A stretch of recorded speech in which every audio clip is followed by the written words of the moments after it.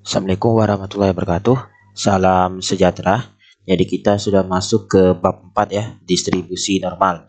Nah, jadi prasyarat materi ini adalah materi statistika. Nah, itu sudah kalian pelajari di matematika wajib ya. Dan materi variabel acak kontinu. Nah, itu sudah kita bahas pada pertemuan sebelumnya. Nah, pada kesempatan kali ini kita akan membahas tentang konsep distribusi normal dan distribusi normal baku. Nah, jadi kedua materi ini berbeda ya. Jadi nanti apa yang dimaksud dengan distribusi normal dan distribusi normal baku itu nanti akan berbeda. Nah, nanti itu akan kita bahas di pertemuan kali ini ya. Oke. Nah, oke, sekarang kita masuk ke konsep distribusi normal dulu. Jadi distribusi normal itu adalah salah satu model variabel acak kontinu.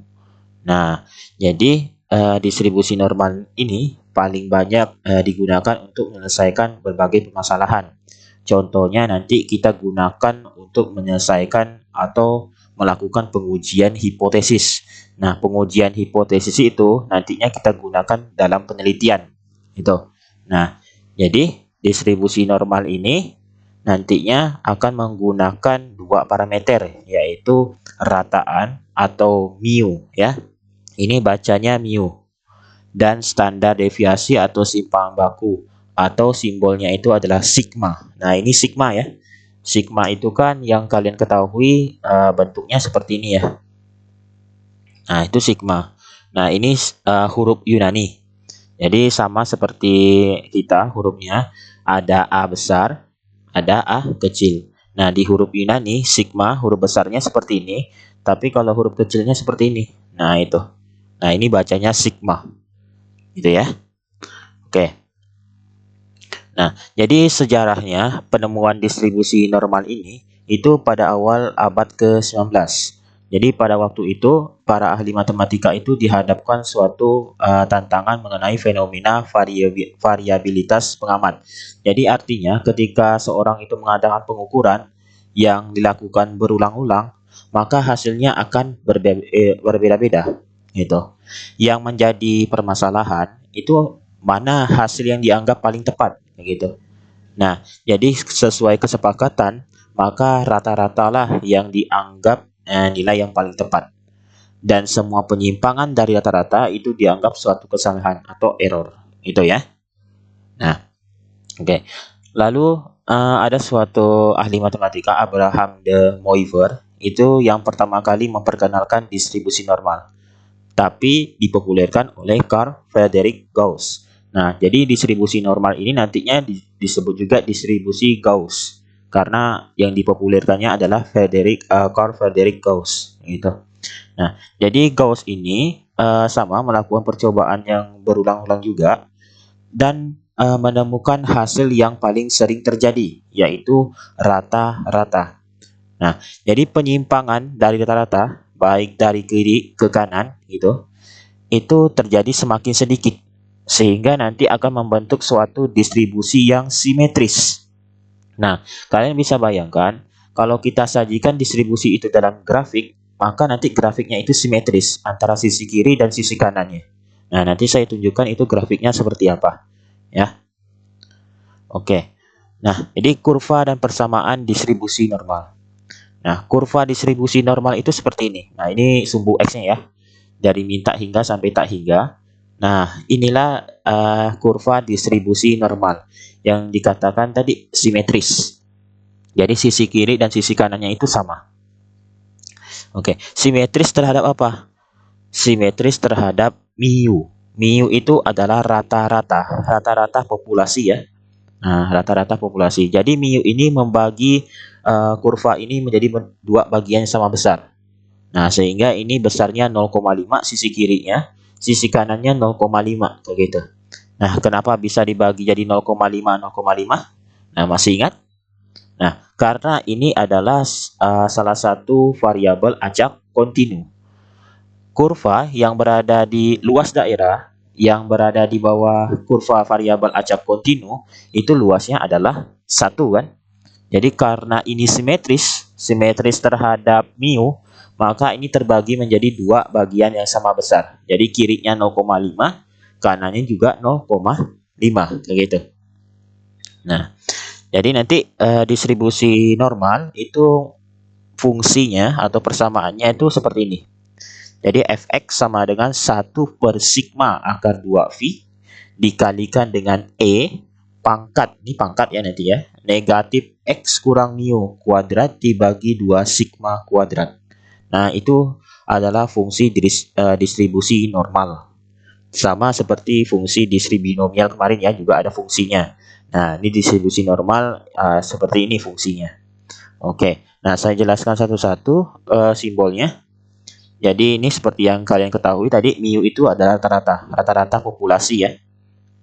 Oke, lalu sigma itu adalah simpangan baku populasinya, atau juga disebut dengan standar deviasi ya, sama ya, kalian kan sudah belajar matematika wajib. Nah, lalu V, nah ini V jelas, nanti nilainya adalah 3,14 ya. Lalu E itu adalah konstanta, suatu konstanta, nilainya 2,7182. Itu juga disebut dengan konstanta Euler karena penemunya itu Leonhard Euler. Itu ahli matematika dari Swiss.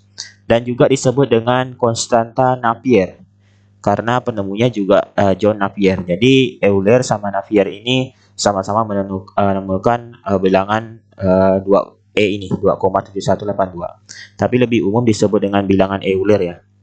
Nanti bilangan Euler ini akan jadi basis dari logaritma natural. Nah, itu nanti kalian ketemu di materi logaritma natural. Itu.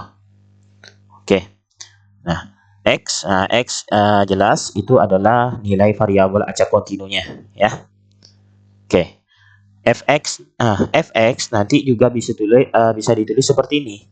N dalam kurung itu adalah mu, sigma. Jadi ini distribusi normal dengan rata-ratanya mu dan simpangan bakunya sigma. Kayak gitu maksudnya ya. Nanti ditentukan mu sama sigma-nya itu berapa. Nah, itulah distribusi normal ya. Nah, jadi kurva dan persamaannya seperti ini. Oke. Nah, lalu sifat-sifat distribusi normal. Jadi yang pertama yaitu grafiknya simetris. Jelas ya, tadi sudah dijelaskan bahwa grafiknya itu simetris. Sisi kiri dan sisi kanannya itu sama. Simetris terhadap apa? Terhadap rata-ratanya atau X-nya sama dengan mu ya. Oke, grafiknya selalu berada di atas sumbu X. Nah, seperti tadi contohnya, grafiknya itu selalu berada di atas sumbu X. Jadi nanti nilai peluangnya atau fx-nya itu lebih dari 0 ya. Pasti positif nanti hasilnya. Mempunyai satu nilai modus. Nah, kalau tadi kalian lihat, itu grafiknya itu hanya memiliki satu nilai puncak. Satu nilai puncak berarti hanya satu nilai itu yang paling tinggi atau frekuensinya yang paling besar. Ya, jadi hanya memiliki satu nilai modus. Yang D, grafiknya itu mendekati sumbu X. Nah, jadi nanti grafiknya kalau diteruskan, itu tidak sampai memotong sumbu X, tapi hanya mendekati sumbu X. Itu ya. Yang kelima, nah ini sama di variabel acak kontinu kemarin ya, bahwa kalau kita cari luas daerahnya atau peluang dari minta hingga sampai tak hingga ya, itu nanti luas daerahnya itu sama dengan 1 ya. Nah, ini karena salah satu model variabel acak kontinu. Nah, inilah sifat-sifat distribusi normal yang harus kalian ketahui, terutama ini ya, simetris, lalu nantinya luas daerahnya itu adalah 1. Nah, itu yang harus diingat ya. Oke. Nah, sekarang distribusi normal baku. Distribusi normal baku ini ada perbedaannya dengan distribusi normal. Nah, apa perbedaannya? Oke, saya tunjukkan seperti ini ya. Nah, misalkan saya punya grafik. Nah, ini grafik sumbu Y. Nah, ini kurva distribusi normal. Kurva distribusi normal ini saya berikan domainnya. Domainnya itu A dan B. Nah, lalu dari domain A sama B ini, kurva ini saya batasi dengan domain A sampai B gitu ya. Nah, ini. Nah, ini daerah yang diarsir ini. Daerah yang diarsir ini adalah peluang nilai peluang dari distribusi normal ya, nilai peluang dari distribusi normal. Ya, masih ingat ya? Seperti variabel acak kontinu ya. Oke. Nah, Jadi nanti kalau kita mau cari nilai peluangnya, terutama untuk interval A sampai B ya, peluang untuk X di antara A sampai B, maka nanti kita gunakan integral. Nah, sama di variabel acak kontinuu kemarin. Jadi kita gunakan integral. Sehingga nanti integralnya seperti ini. Peluang X di antara A sampai B, nah, sama dengan integral dari fx dx. Nah, batas bawahnya adalah A, batas atasnya adalah B. Nah, fx-nya apa? Fx itu adalah fungsi distribusi normalnya.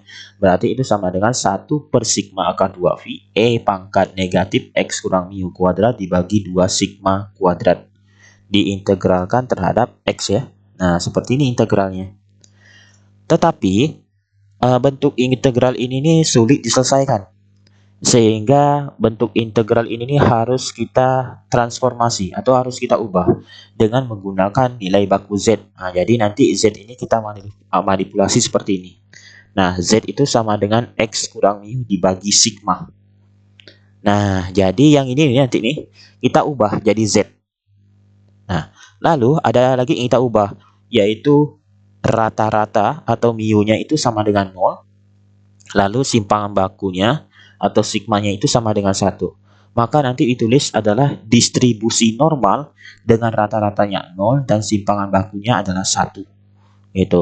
Nah, inilah yang disebut dengan distribusi normal baku. Jadi distribusi normal baku itu rata-ratanya adalah 0, lalu simpangan bakunya adalah 1. Gitu. Nah, itu distribusi normal baku ya. Atau biasanya di buku-buku lain itu disebut dengan distribusi normal standar, sama maksudnya. Nah, oke, kita balik lagi ke sini. Jadi ini fungsinya kita ubah ya. Jadi fx ini kita ubah. Jadi z itu sama dengan x kurang mu dibagi sigma. Maka kita akan peroleh seperti ini. Fz sama dengan 1 per akar 2 phi E pangkat negatif Z kuadrat per 2. Nah, kenapa bisa seperti ini? Coba kita perhatikan. Sigma ini kan sudah kita ganti 1 ya. Berarti kan 1 dikali akar 2 phi, ya tetap akar 2 phi gitu kan. E pangkat negatif Z kuadrat per 2. Nah, yang ini, kita yang atas ini nih ya. Ini kan negatif X kurang mu kuadrat dibagi 2 sigma kuadrat gitu kan. Nah, ini kita bisa tulis seperti ini, negatif setengah, lalu X kurang mu dibagi sigma dikuadratkan. Nah, itu sama kan? Kalau dibalikkan asal lagi seperti ini jadinya. Nah, oke. Lalu, ini sama dengan negatif setengah X kurang mu dibagi sigma. Itu sudah dimisalkan Z. Nah, jadi itu Z kuadrat. Jadi negatif setengah kali Z kuadrat. Nah, negatif Z kuadrat per 2 gitu. Nah, itu maksudnya ya. Itu diubah. Nah, ini kita balikkan asal lagi. Karena kita sudah ubah Z itu sama dengan X kurang mu bagi sigma. Jadi batasnya bukan A sampai B lagi, tapi batasnya diubah jadi Z1 sampai Z2. Nah, variabel acaknya itu Z. Itu. Jadi ini integralnya Z1 sampai Z2 Fz dz. Nah, fungsinya seperti ini. Nah, ini kalau kita selesaikan, kita akan mendapatkan nilai-nilainya itu berada pada tabel distribusi normal baku atau tabel Z. Nah, ini. Jadi pembahasan kita sampai di sini itu semuanya tertuang ke dalam tabel Z atau tabel distribusi normal baku.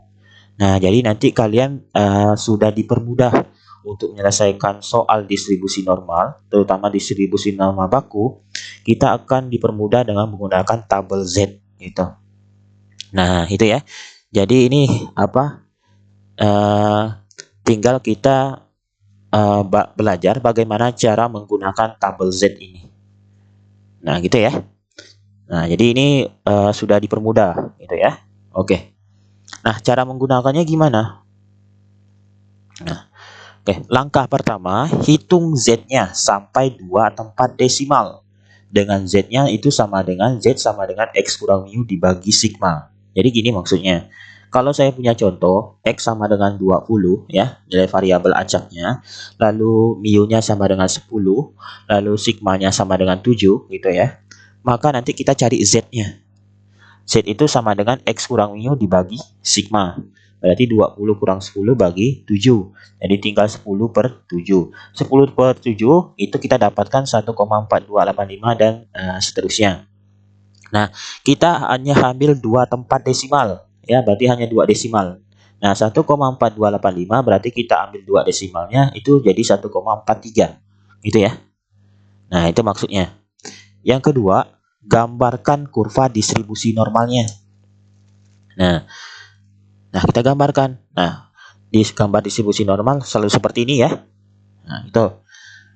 Yang ketiga, letakkan nilai Z pada sumbu datar, lalu tarik garis vertikal ke atas sampai memotong kurva. Nah, ini karena kita akan menggunakan distribusi normal baku, maka yang ini nih simetrisnya ini, sumbu simetrinya itu adalah 0 ya. Kan rata-ratanya adalah 0. Nah, lalu Z-nya 1,43. 1,43 ini di mana? Di kiri atau di kanan? Nah, di sebelah kanan kan? Kan 1,43 itu positif. Berarti di sebelah kanan 0. Nah, berarti 1,43 di sini. Tarik garis ke atas. Nah, seperti ini. Gitu ya. Yang keempat, luas yang tertera pada tabel Z itu adalah luas daerah antara garis pada langkah C. Berarti ini ya. Pada Z ini dengan garis tegak di titik 0. Berarti luas daerahnya itu berada di sini. Nah, ini. Jadi nilai-nilai pada tabel Z itu adalah dari 0 ya, patokannya dari 0 sampai ke Z-nya berapa. Ya, diingat ya konsep ini ya. Jadi dari 0 sampai ke Z-nya berapa kayak gitu. Nah, kita lihat tabel Z ya nanti ya. Kelima, dari daftar tabel Z, cari tempat nilai Z pada kolom paling kiri hanya hingga 1 desimal.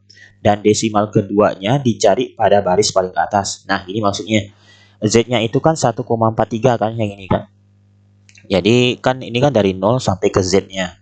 1,43 ini kita pecah. Jadi 1,4 ditambah 0,03. Nah, ini ya 1,4 itu. Nah, 1,4 itu adalah desimal pertamanya kayak gitu. 0,03 itu desimal keduanya gitu.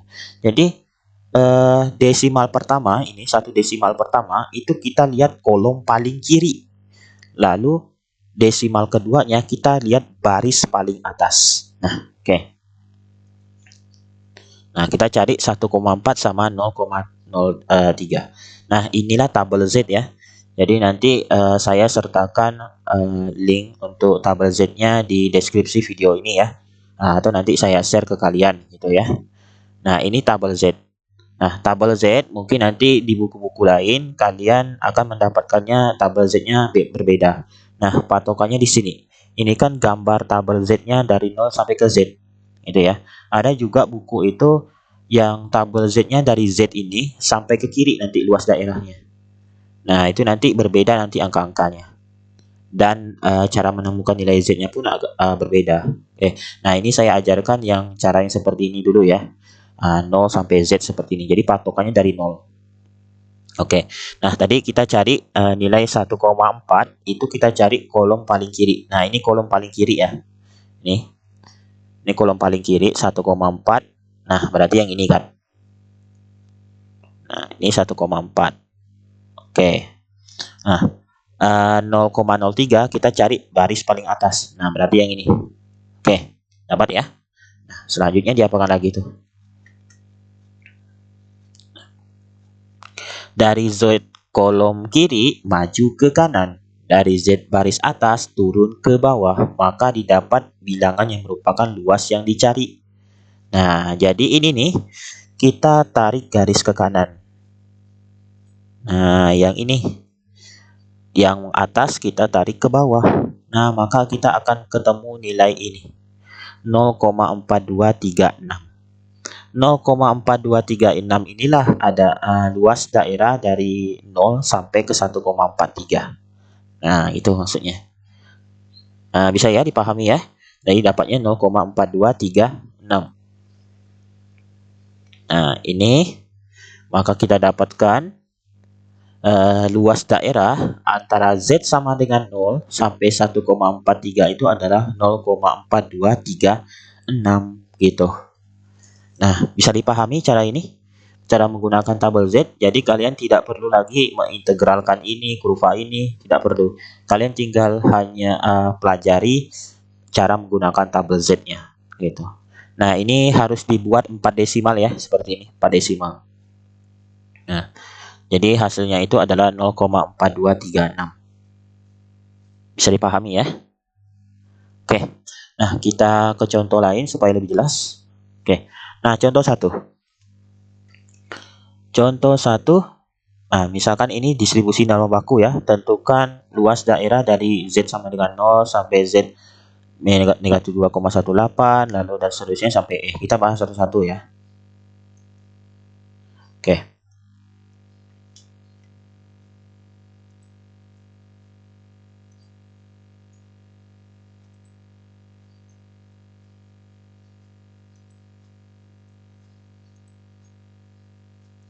Nah, sekarang kita bahas yang A.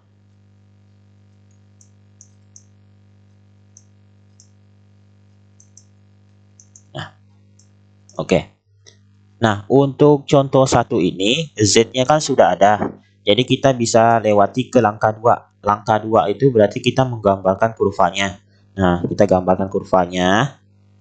Kurvanya selalu seperti ini ya. Nah, seperti ini. Kita buat sumbu simetrinya biar jelas. Nah, ini 0 di sini. Oke. Nah, Z sama dengan 0, berarti Z-nya di sini. Z sama dengan negatif 2,18. Nah, negatif 2,18 berarti di sini ya. Nah, di sebelah kiri 0. Kita tarik garis ke atas. Nah, ini luas daerahnya yang kita mau cari gitu. Jadi, ini kita bisa tuliskan seperti ini. P negatif 2,18 Z sampai 0. Nah, itu ya. Jadi luas daerah atau nilai peluang di antara negatif 2,18 sampai 0. Nah, ini kalau kita lihat tabel Z ya, tidak ada nilai negatif ya. Tidak ada nilai negatif. Sehingga ini kita bisa kerjakan caranya seperti ini. P 0 Z sampai 2,18. Nah, itu. Kenapa bisa seperti ini?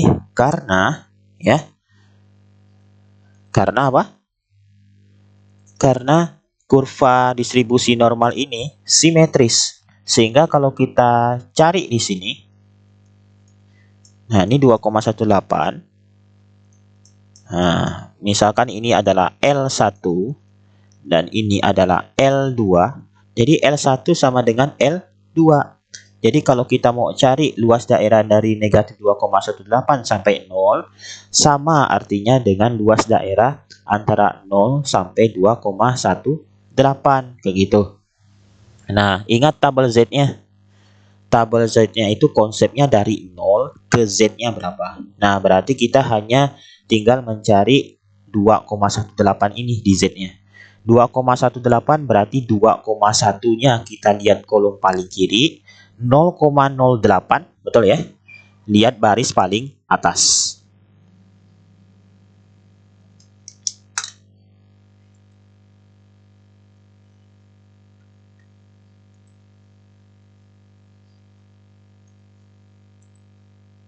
Nah, oke.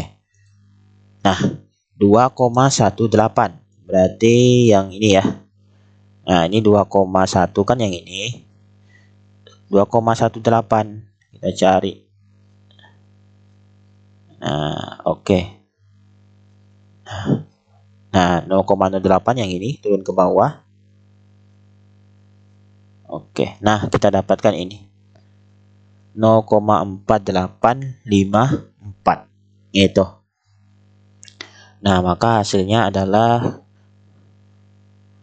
0,4854. Nah, itu. Nah, bisa dipahami ya. Jadi luas daerah antara Z sama dengan 0 sampai Z sama dengan negatif 2,18 itu adalah 0,4854. Oke, bisa dipahami ya. Oke, lanjut lagi.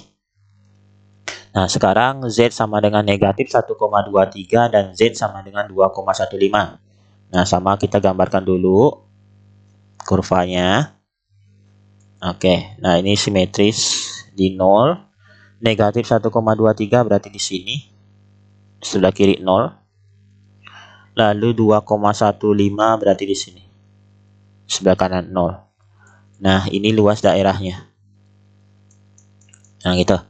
Jadi yang kita cari itu adalah P negatif 1,23 Z 2,15 gitu. Nah, ini nantinya bisa diselesaikan caranya seperti ini. Ingat ya, patokannya 0. Jadi kita harus pisahkan nih. Jadi kita harus pisahkan seperti ini. P negatif 1,23 Z sampai 0 ditambah P 0 Z sampai 2,15. Nah, itu. Nah, jadi itu kita pisahkan. Jadi patokannya harus 0. Karena tabel Z-nya itu dari 0 ke Z-nya berapa. Ya, kenapa harus ditambah? Nah, ini dari 0 ke 2,15 misalkan itu ada L1. Dari min 1,23 sampai 0 itu adalah L2 misalkan. Nah, jadi kalau kita mau cari min 1,23 sampai 2,15 ya berarti ditambahkan L1 tambah L2 gitu. Nah, oke. Sama dengan, nah ini kita ubah seperti ini. Jadi P 0 Z sampai 1,23 ditambah P 0 Z sampai 2,15 itu sama dengan, nah kita cari 1,23 di Z, tabel Z nya 1,23. Nah berarti kan yang ini kan. Oke, ini saya hapus dulu nih.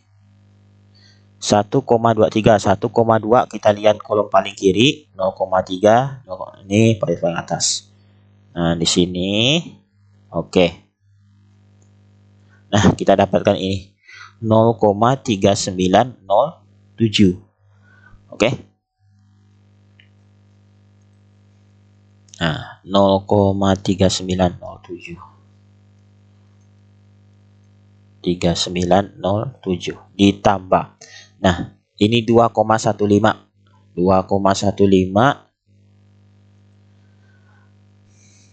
Nah 2,1 berarti yang ini 0,055 yang ini. Berarti ini kita tarik ke kanan sampai di sini. Nah ini. Oke. Kita dapatkan ini 0,4842 ya. 0,4842. Nah kita jumlahkan. Jadi ini hasilnya adalah 0,8749 ya. 8749. Oke, betul ya. 0,8749. Nah, gimana? Bisa dipahami ini? Oke, nah kita coba yang C ya. C itu Z-nya 1,2, 1,20 sampai Z-nya 2,36.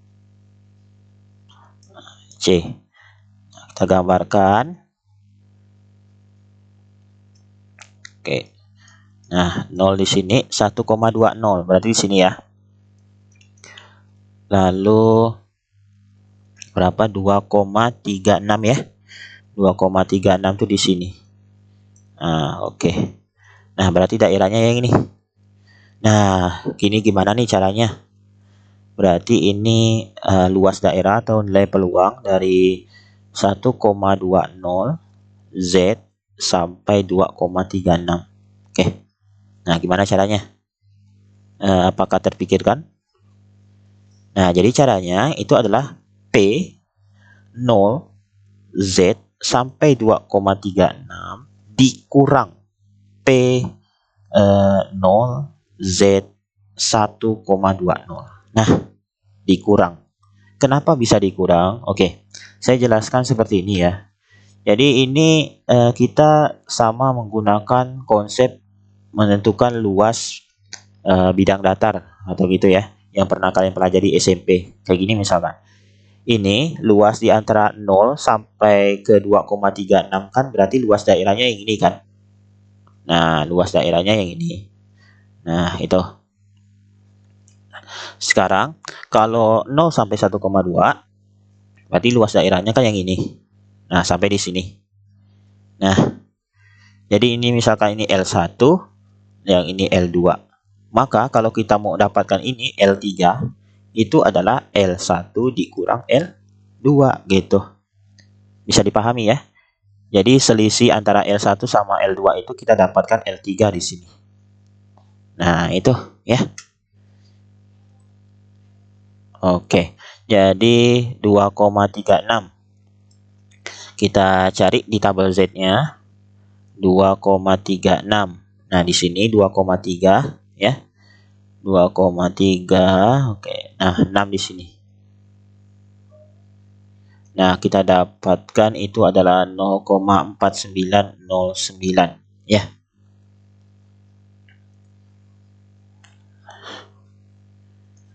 Nah, 0,4909. Oke, bisa dipahami ya. Nah, sekarang kita cari yang ini kan dikurangi 1,20. 1,20. Oke, ini saya hapus dulu. 1,20 berarti 1,2 0,00. Ya udah, berarti yang ini. Nah, 0,3849 ya kan? 1,20 yang ini. Oke, 0,3849. No. Oke. Nah, kita kurangi. Maka kita dapatkan itu hasilnya adalah 0,106 ya. Nah, 0,106 kan 9 ini 0 jadinya. 0,106. Udah seperti itu. Jadi luas daerah antara Z sama dengan 1,2 sampai Z 2,36 itu adalah 0,106. Gitu. Nah, bisa dipahami ya. Oke, sekarang yang D. D itu Z sama dengan 1,56 ke kiri. Nah,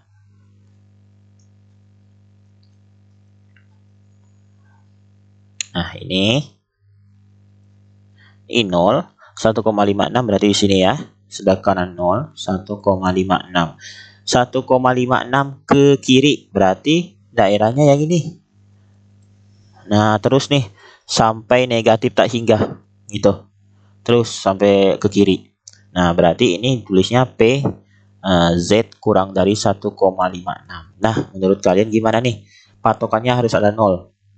Nah, jadi ini sama dengan kalian bisa bedakan di sini. Ya. Nah, ini kita batasi daerahnya dari 0 ke 1,56 itu misalkan adalah L1. Nah, dari 0 ke kiri 0 sampai minta hingga itu adalah L2. L2 ini berapa nilainya? Nah, ayo, ada yang bisa jawab? L2 ini nilainya adalah 0,5. Nah, ayo, kenapa bisa 0,5? Karena ini adalah tadi yang kita jelaskan bahwa luas di bawah kurva itu adalah 1. Karena simetris terhadap rata-ratanya, maka sisi kiri dan sisi kanannya 0,5, 0,5. Jadi L2 ini kan dari 0 sampai minta hingga. Berarti luasnya adalah 0,5 gitu. Nah, gitu ya. Nah, ini berarti 0,5 ditambah P 0 Z sampai 1,56 gitu. Berarti 0,5 ditambah. Nah, 1,56-nya kita cari di tabel Z. 1,56 berarti 1,5 di sini. Nah, 6-nya di sini. Nah, ini ya.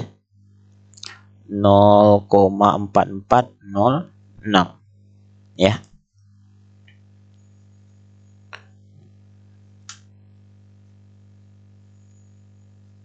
Nah, 0,4406. Jadi ini sama dengan 0,9406 gitu. Nah, bisa dipahami? Oke. Nah, terakhir yang E. E itu tadi apa? 1,56 ke kanan. Nah, sekarang ini 1,56 ke kanan. Nah, oke, di sini 0, 1,56 di sebelah kanan 0, 1,56 ke kanan. Berarti yang ini. Nah, ini gimana caranya? Berarti ini caranya, ini kan Z lebih dari 1,56 gitu maksudnya. Jadi ini sama dengan 0,5 dikurang P 0 Z sampai 1,56 gitu. Kenapa bisa 0,5 dikurang? Karena, nah sama konsepnya seperti yang di C ini. Nah, dari 0 ke kanan, ya, ke kanan itu kan luasnya 0,5 gitu kan. Itu adalah L1-nya misalkan. Nah, 0 sampai 1,56 berarti luas daerahnya yang ini. Nah, yang ini. Ya. Nah, maka nanti ini L2, maka kalau kita mau cari yang ini, daerah yang diarsir, berarti itu L1 dikurang L2 gitu. Bisa dipahami ya? Nah, berarti ini 0,5 dikurang. Nah, 1,56 tadi sama ya, dapatnya 0,4406. Nah, sama dengan 0,5 dikurangi 0,4406 itu adalah 0,0594. Betul ya? 0,0594. Oke. Nah, itu cara menggunakan tabel Z-nya. Nah, di contoh 1 pembahasan seperti ini. Bisa dipahami ya? Kalau nanti belum paham silakan diulangi lagi ya. Oke. Nah, kita ke contoh kedua. Nah, contoh kedua ini kita akan menggunakan distribusi normal baku pada penyelesaian kehidupan sehari-hari. Nah, ini contoh soalnya itu seperti ini. Misalkan berat bayi itu rata-ratanya 3.200 gram. Simpangan bakunya 300 gram. Jika berat bayi itu berdistribusi normal, maka tentukanlah berapa persen bayi yang beratnya lebih dari 4.000 gram, berapa bayi yang beratnya antara 2.700 gram sampai 4.000 gram jika semuanya ada 10.000 bayi. Oke, kayak gini. Kita tuliskan dulu apa yang diketahui supaya nanti lebih jelas ya. Nah, ini diketahui. Nah, rata-rata berarti adalah mu ya. 3.200 gram. Nah, jadi rata-rata di sini simbolnya mu ya, karena ini rata-rata populasi. Kalau rata-rata yang biasa kalian ketahui itu X bar, itu adalah rata-rata sampel. Nah, kalau mu itu rata-rata populasi. Gitu ya. Nah, ini rata-rata sampel ya. Rata-rata sampel. Nah, mu. Lalu sigma ya, itu 300 gram. Oke. Nah, yang ditanyakan, nah, yang A itu berapa persen berat bayi yang lebih dari 4.000 gram. Berarti ini maksudnya, misalkan X adalah berat bayi, maka nantinya ini X lebih dari 4.000. Nah, ini disajikan dalam persentase gitu. Nah, B, nah, berat bayi antara 2.700 sampai 4.000. Berarti P 2.700 X sampai 4.000.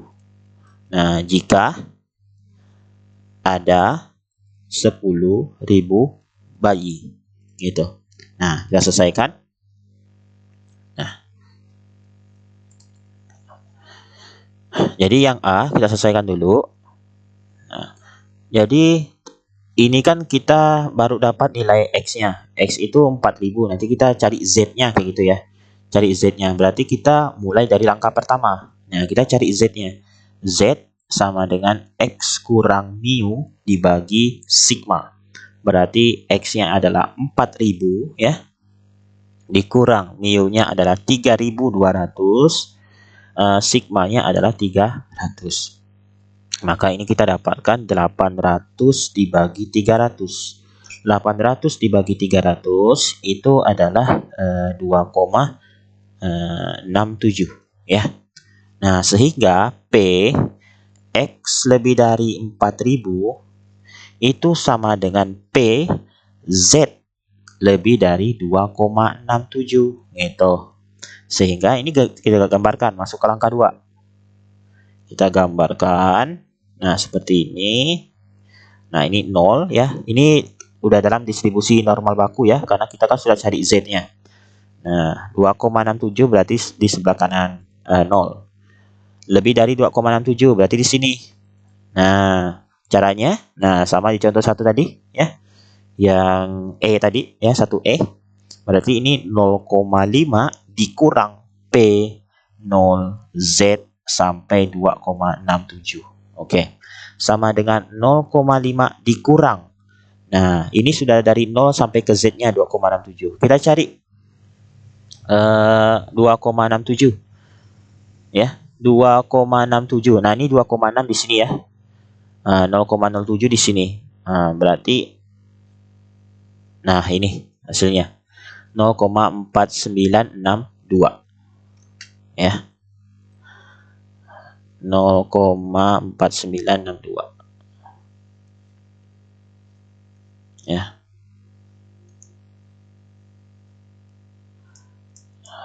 Oke. Nah, ini kita dapatkan 0,0038 ya. 0,0038, betul ya. Nah, sehingga persentase bayi yang beratnya lebih dari 4000 gram itu sama dengan 0,0038 kita kalikan dengan 100%. Nah, kita dapatkan 0,38%. Nah, 0,38% ini berarti sangat sedikit sekali ya, jumlah bayi yang beratnya lebih dari 4000 gram gitu. Nah, oke, bisa dipahami ya. Kita coba yang B. B itu berarti P 2700 sampai X sampai 4000. Nah, sama ini kita buat dulu dalam Z ya. Berarti Z itu sama dengan ini untuk X sama dengan 2700 ya. X sama dengan 2700, kita cari Z-nya. Berarti X kurang mu dibagi sigma.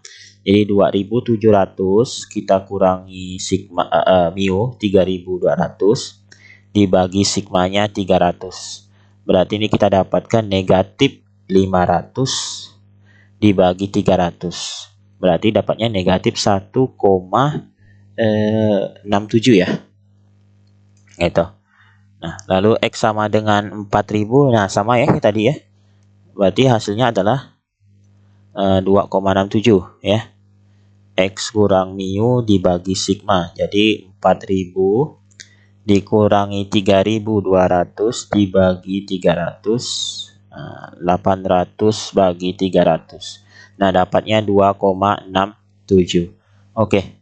Berarti ini P 2700 X di antara 2700 sampai 4000 itu kan sama dengan P negatif 1,67 Z sampai 2,67 gitu. Nah, oke, kita gambarkan ya. Oke. Nah, ini 0 di sini. Nah, negatif 1,67 di sebelah kiri 0, 2,67 di sebelah kanan 0. Nah, ini luas daerahnya. Maka ini sama dengan P sama seperti di contoh pertama tadi ya, 1B tadi ya. Berarti ini kita pisahkan negatif 1,67 Z sampai 0 kita tambahkan dengan P 0 Z sampai 2,67.